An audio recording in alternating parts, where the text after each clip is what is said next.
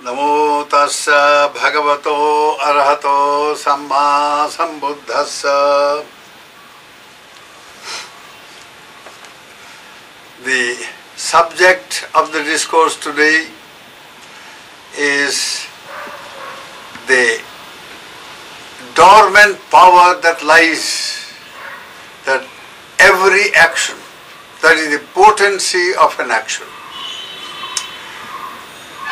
So that is the subject, and it is based upon Dhammapada, Gatha number 17, verse number 17, which reads like this.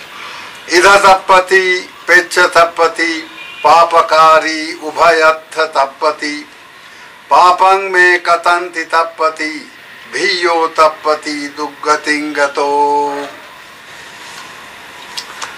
The evildoer suffers here and hereafter. He suffers in both the worlds. The thought, evil have I done, torments him, and he suffers even more when gone to realms of woe. Now, that is the Gatha based on which this subject will be discussed today. This Gatha relates to Devadatta, who was the brother-in-law of Lord Buddha, the brother of Yashodhara Mataji. Now, you see this, a little bit about the Sakyan kingdom and the Sakyan royal house and how they lived, their social, political and economic state, the way they managed their lives. A bit of it may be told first, because then you will know what kind of life the Buddha led when he was a young person, and those who joined him later on. Thousands of the Sakyan warrior Kshatriyas had joined him. Now, Kshatriyas are warrior caste, and in those days they were the ruling people, the ruling caste people. Now, these Sakyans, they owned a very vast area from the foothills of Himalaya right up to the midlands of middle areas of Himalaya in modern Nepal, that area, and the foothill down south, Gorakhpur and part of eastern UP and also Bihar, northern Bihar, that whole area. And so this particular thing happened in, you see, Kapilavatthu, when they were staying in the capital city was Kapilavatthu. Now it is said that these princes, now the father of Lord Buddha was Shuddhodana, the king Shuddhodana. The social system that prevailed in that state was, of course, the ancient, the Vedic system that prevailed. The caste based on caste system, and very rigid caste system at that, and so on.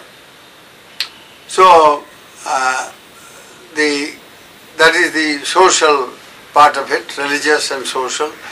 Politically, the king was elected. So the Sakyan kingdom was actually a Sakyan republic. The king was elected among among a council of Sakyan warriors who chose the king, and that is how they ruled for some years or for a long time. Now, Shuddhodana ruled for a very long time because he was a very popular king and very highly revered.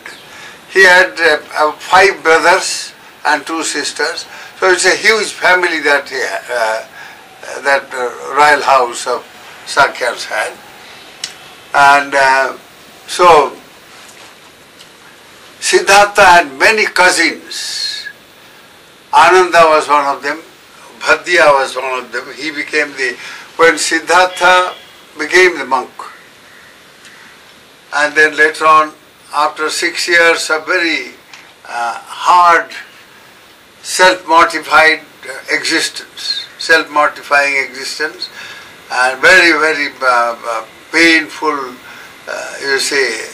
period of penance that he spent, but he couldn't get anywhere near enlightenment. But later, when he did get an insight into the middle path, and then he changed his whole mode of his sadhana, his spiritual pursuit, and he became the Buddha. The first thing he did after becoming a Buddha was to he had given word to King Bimbisara that he will visit his state after he becomes an enlightened person. So he wanted to retrieve his promise, and so he went towards Rajagaha. On the way, he went to, various places, and he collected more than 1,000 disciples who were all of them had become arhats. So when he arrived in Rajagaha, he had more than 1,000 and odd monks, all arhats. And King Bimbisara heard, and he came, and he heard the discourse, and he was spiritually transformed. He became a Sotapanna, one who has entered the stream that irreversibly leads to Nibbana. So he was spiritually transformed and became a very great devotee of Lord Buddha. He gave a vast area and built a monastery called Veluvana, the bamboo monastery, very famous, the first monastery. There the Buddha settled down for about 6 years or 6 months he spent, and every day from morning till night, large number of people would flock, and he gave them the Dhamma, and a large number of people became arhats. It was a very, very wonderful time indeed. I am shortening the whole thing because the purpose of the subject is elsewhere. We'll just cut short here. And then after that, the first thing he wanted to do was to visit his parents. So somewhere Buddha had arrived in Rajagaha somewhere near December, around this time where now. And by the time it was, March, he was ready with 10,000 arhats from that area only. But when King Suddhodana had heard that he had arrived in Rajagaha, he sent mission after missions of Sakyan warrior, princes. 1,000 Sakyans formed the first mission with a minister heading that mission.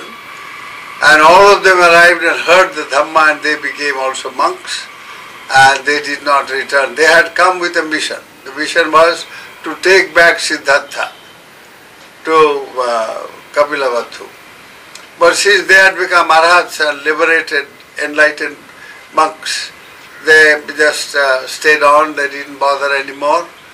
So like that, 10 missions, that is 10,000 Sakyans also had become arhats.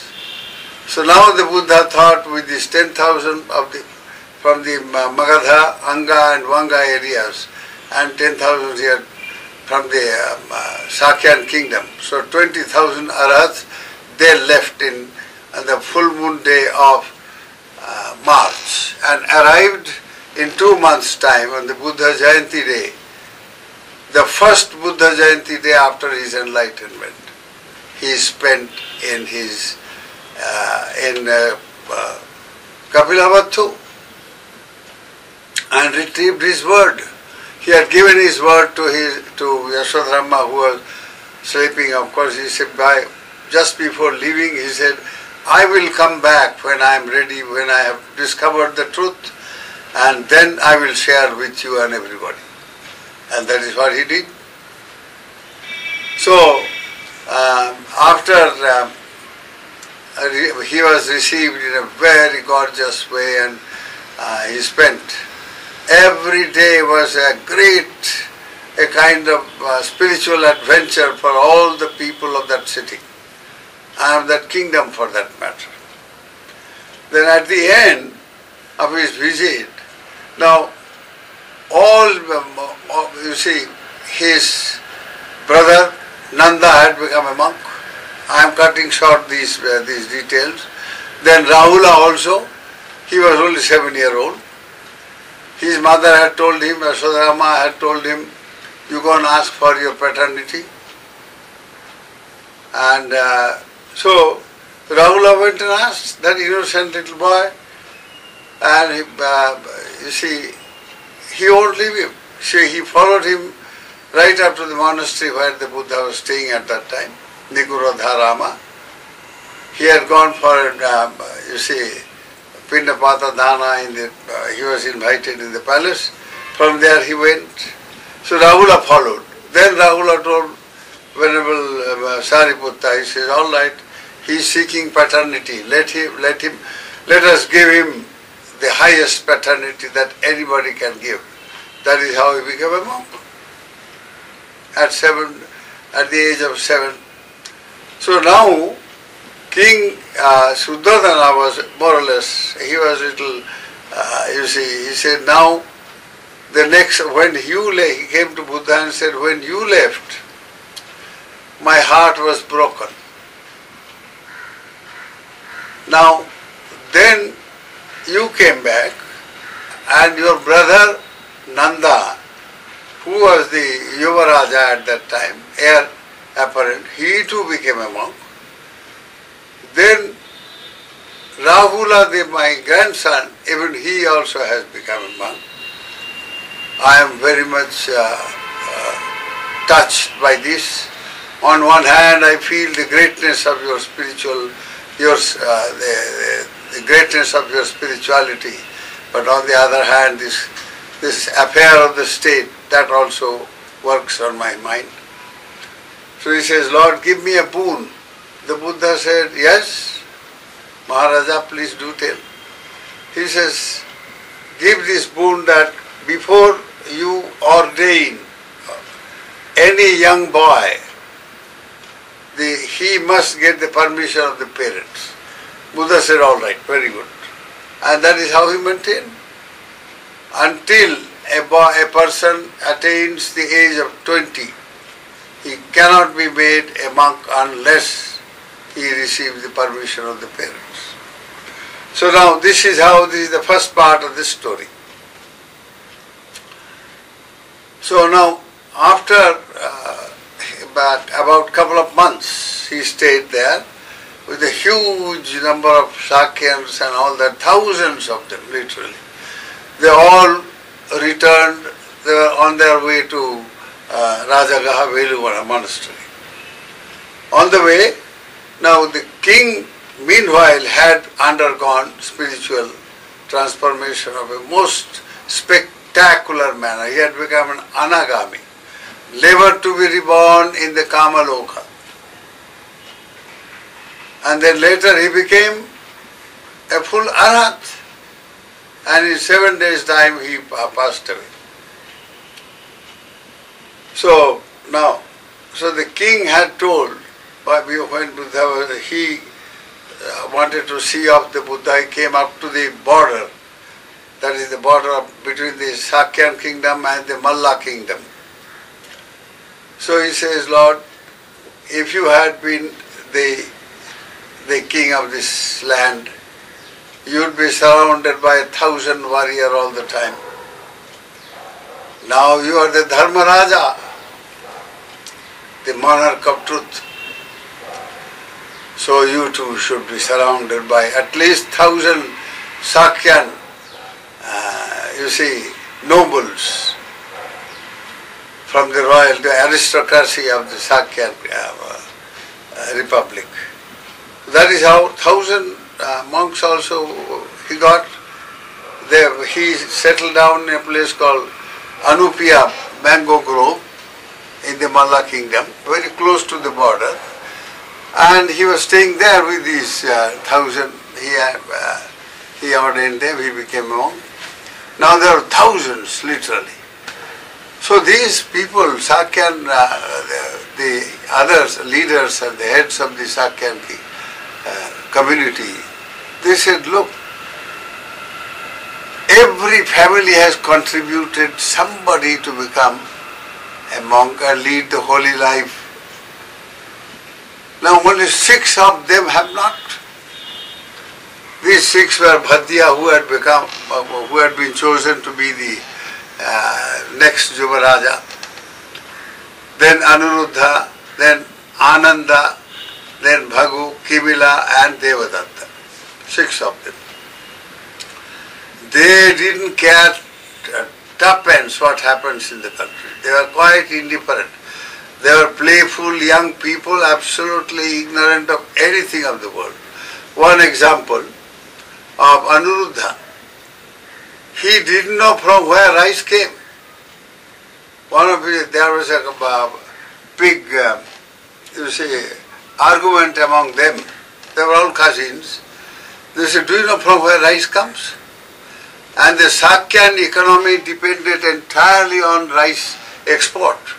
The Sakyans had produced, they used to export some of the finest varieties of rice that India enjoyed at that time.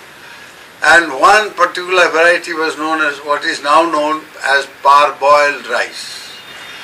It's a particular paddy that is boiled first in a big vat, and then it is husked, you see, in a special way by pounding, and that was very popular.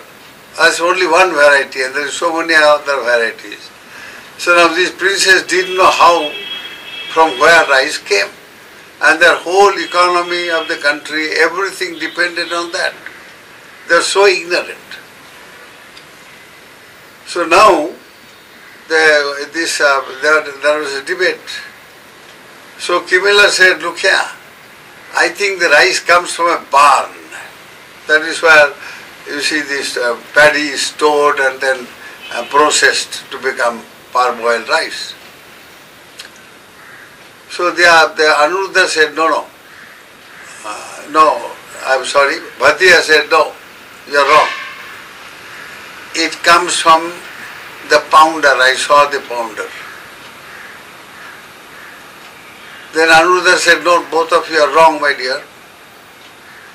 It comes from the golden bowl that mother puts on our table. So that was the type of ignorance that Anuruddha had. And he was a cousin of Lord Buddha. So they didn't know at all how things were. So one day, you see, they were playing, they were all youngsters. They had some kind of ball game, I think. And while playing, Anuruddha kept on getting defeated. He was defeated all the time and the others won. So he had to pay. The rule of the game was he had to feed them with the best type of puwa. Puwa means a kind of cake. It's made out of rice. Either it's steamed and then put in syrup and a very, very nice thing, delicious one. Or it's like a pancake, flat and fried and put in the syrup and so on. So, since he had lost the game, he called one of his servants, he said, go and tell mother to bring some puwa. I have to give this my brothers. So the mother sent in a golden bowl, and this happened 3 times. On the 4th time, the mother simply did not have. She asked the cook, she said, no, it's all finished, madam. So then she said, all right, if he has got punya, today I am going to talk on that. If he has got punya from the past, let him have his puwa. So now, she sent a golden bowl covered by another golden cover, and empty with his servant. He went and the servant said, the mother told him, look here, there is no more poor. You go and tell him and give him this empty bowl. The servant went and said, there is no poor. He just said, no poor. So Anuruddha thought no poor must be a special variety of poor, which is called no poor. No cake. So he said, Now he opened the bowl and he found the bowl was filled with some very delicious, most wonderful aroma that he had never seen that kind of cake in his whole life. And it filled the entire place with its aroma. Now how it happened, this is a kind of miracle. The miracle of punya. It seems long in the past, when there was a famine in the country, Annabhara. At that time, this Anuruddha, as a prince, had given the food that he had received. With a very difficult time, nobody had any food, but he had received some. And the Acharya Buddha appeared in his doorway. You see, one of those hermit enlightened ones who appear at a time when the Buddha's teachings are absent in the world. When the world is in darkness, that is a time the Acharya Buddhas appear in large number, and they are not able to bring enlightenment in people in the sense that, you see, a Samma Sambuddha, supremely enlightened one can, or an Arhat can, using the enlightened one's teaching. But they are self-enlightened, but they can create a kind of civilization. They can teach about Sila, they can teach about Samadhi, they can bring all this. But the Panya, the intuitive insight into reality, leading to spiritual liberation, that they can't bring about, though they themselves are enlightened. So anyway, they are extremely powerful beings. They live in the Himalayas, in the caves, and once a day they would appear in some place and for their, Pindapata, the alms round. So now this gentleman at that time he was just going to eat a very precious meal, very difficult to get at that time. And he saw the Acharya Buddha, spontaneously just offered the whole thing in his bowl and said, Lord, give me one blessing. May I never hear the word no. I hear the word no everywhere. They say, oh, no rain, drought, no food, no this, no that. Everywhere people are suffering. No. So please give me the blessing that I may, in my future lives, never meet with a situation where the word no will come to me. The other one, he had asked two prayers he had. The other one he said, Lord, please give me the blessing that I may never know from where food comes. Because in this famine, no food, thousands of people are dying. I don't want to know from where it comes and all that. It's such a painful experience.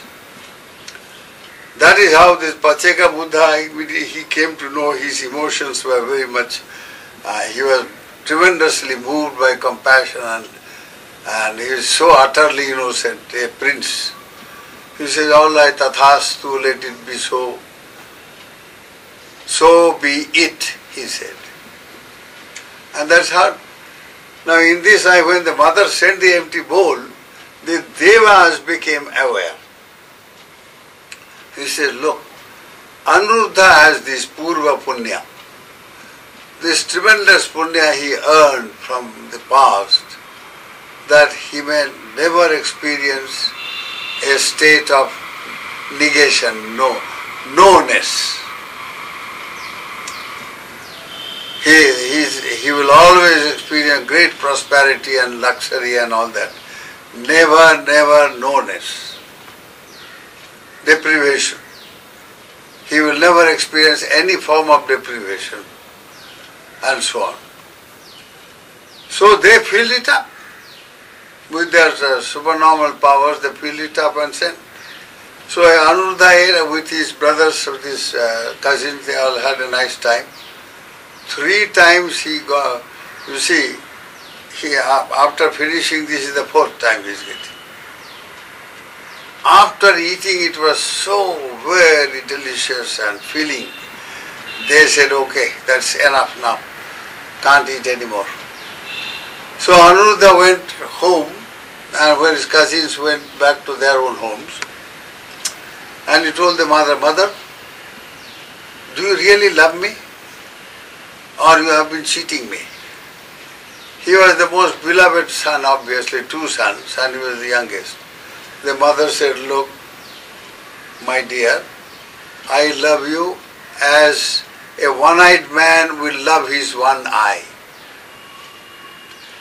Or I love you as I love my heart, like my own heart. What's the problem? Why are you so cut up? The mother asked. He said, why?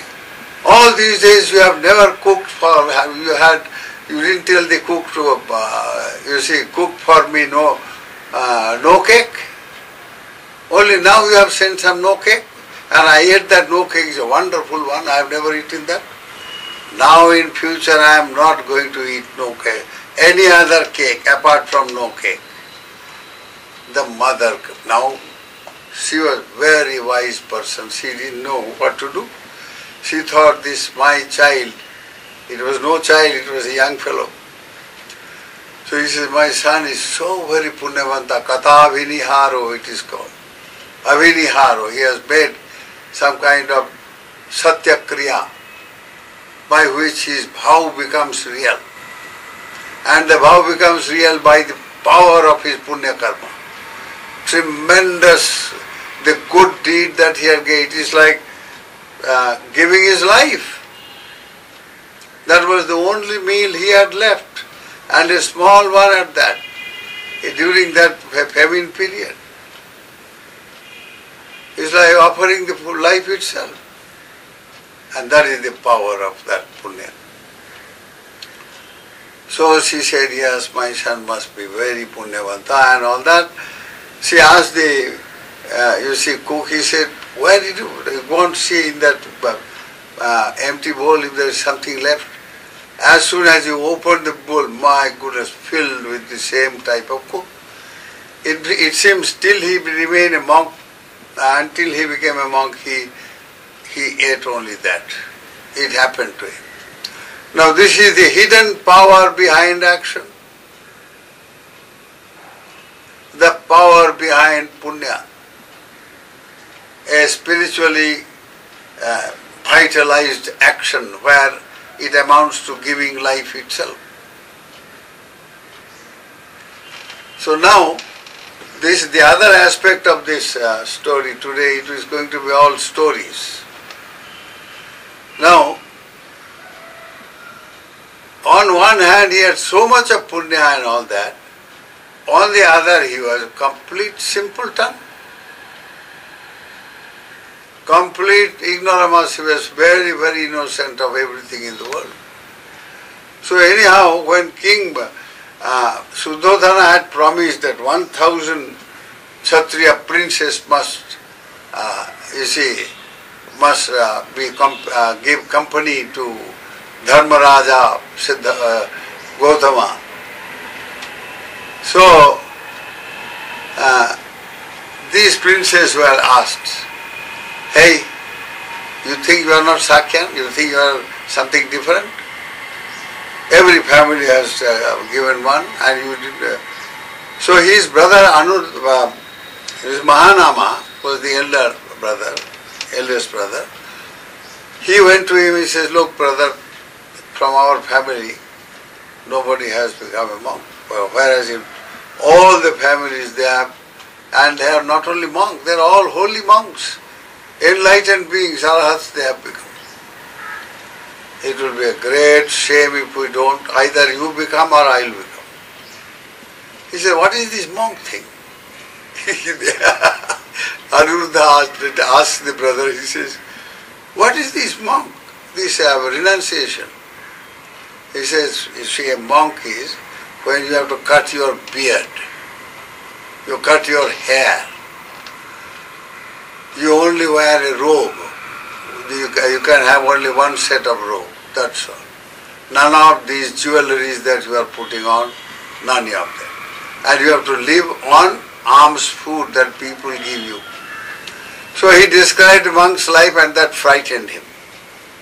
He said, no, I can't, you see, I enjoy my life, let me be what I am. He said, okay, then I will become a monk. You look after the estate. Father is old. Now you have to look after the estates. We have got huge, agro industries and agricultural operations going on throughout the year.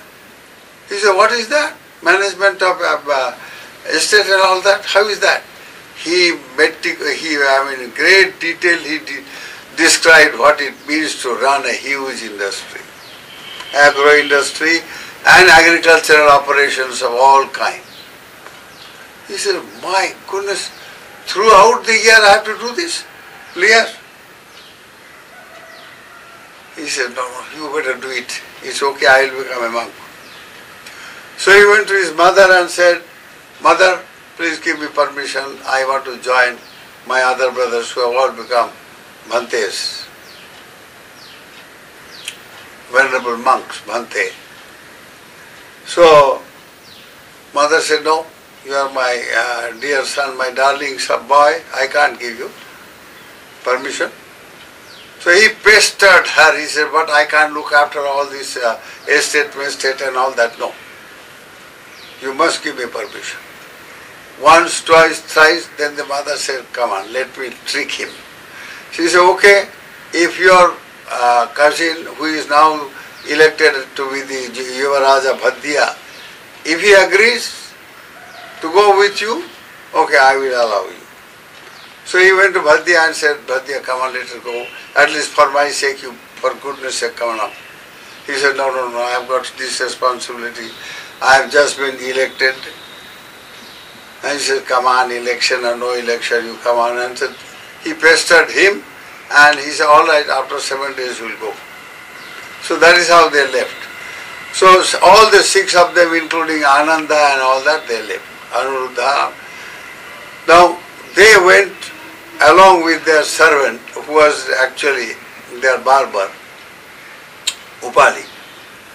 And up to the border, they were taken in a big procession because it is a great deed of heroism, people thought. So they, in the border, they removed all their jewelries and this royal apparel, very expensive clothing, all that sort of thing, and gave it to Upali, said, you have it. And this will look after you for the whole life. Now Upali took those bundles, 6 bundles, and he had to go back. On the way he said, my goodness, look at this princess. Just as people will throw away a lump of spit and never look at it again, these princes have given up all that luxury and richness, all that wonderful life. Just like spit, they have spit it out and become monk. Become zero. So what am I after? I am nothing. And if I take all these big jewelries and all this sort of thing, and in the city people will think that I have got those monks killed and I have robbed them, they will finish me also. So having this in mind, what he did, he took out every bit of all those jewelries and clothes, everything, hung them on a tree and made an announcement saying that may anybody who wants to have it, it is his. May he have it, I give it in dana. Then he returned. went to, went back quickly and joined this group. They had put on a upasaka dress of just one cloth, and angavastra, these two. So he joined. They said, "Hey, why have you come? Where are all those things?" He said, "This is what I have done. I also want to become a monk." They were so impressed. He says, "My goodness, this fellow has done a great thing." Okay, we Sakyans are proud people. We'll make him senior to us when we go to Bhagavan. So they reached and asked the Buddha, "Lord, please ordain him first, make him senior to us, so that we'll have to show him respect." Buddha knew all this, so they became monks like that. Now here you are, the potency behind action. Here are princes, living a princely life of luxury, total ignorance about worldly sufferings and this and that. Now they renounced. And then all of them became, now Bhaddiya became an arhat after a time. Anuruddha became another arhat, and with tremendous supernormal power of Dibba Chakku. Ananda became a Sotapanna and a great, he became the lifelong companion of Bhagavan Buddha, and he was like a tape recorder who recorded every word of the Buddha, the entire Tipitaka. And today we have the word of the Buddha because of his grace, because of him. He read, in the first Sanghayana, he recited the entire teaching, verbatim as it came from the words of the Master. Such tremendous spiritual giants. Bhaggu, he became Arhat, Vipassana, he took to Vipassana and became Arhat. Kivila also.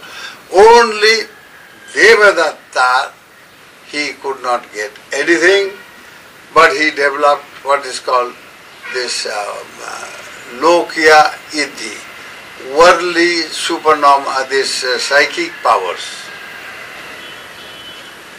That also out of frustration, and he became ultimately, it was so horrible that he wanted to kill the Buddha many times and failed, and he died a most miserable thing.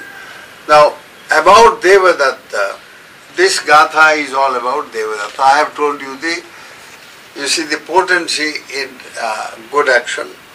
There is also the potency in bad action. So the life of Devadatta shows that very, very clearly indeed. And today we don't have the time. So the next discourse will give you the entire story of how an evil action can be so terrible indeed, so powerful indeed. Evil is as powerful as good. It is because of that beings are all caught up in this world. Now you say, these ministers, you see, they loot us, they take the vote from us, they come and touch our feet and say, "En pa vote kuri pa mahanubhava anta." Give me vote, mahanubhava. And then once they get the vote, they kick us out. So there you are, you say these are all very ungrateful people and all that. They do all kinds of horrible things, yet they enjoy such opulence. How come? So they say, no, this is the world, only bad things will work, no good things don't work. So many people don't have any faith in the power of a good action. They say, no, corrupt ways are the only best way to get everything done. If you don't have corruption, you see you can't get anything done. You go to any office, you will have to grease the palm of all those clerks and officers and everybody. So the evil, you see, evil deeds are becoming so widespread because they don't know the power of goodness and the destructive power of evil. If only they know this, the powers both of evil and good, one destructive and the other very constructive, very uplifting. Anuruddha, such an ignorant young prince, becomes an arhat of the highest order. Now, next time we will continue with the rest of the story. May the blessings of Bhagavan Buddha, his teaching and Sangha surround your lives with wisdom and well-being. May you know the power of your actions and lead a good life and enjoy the best from life. May you all be happy.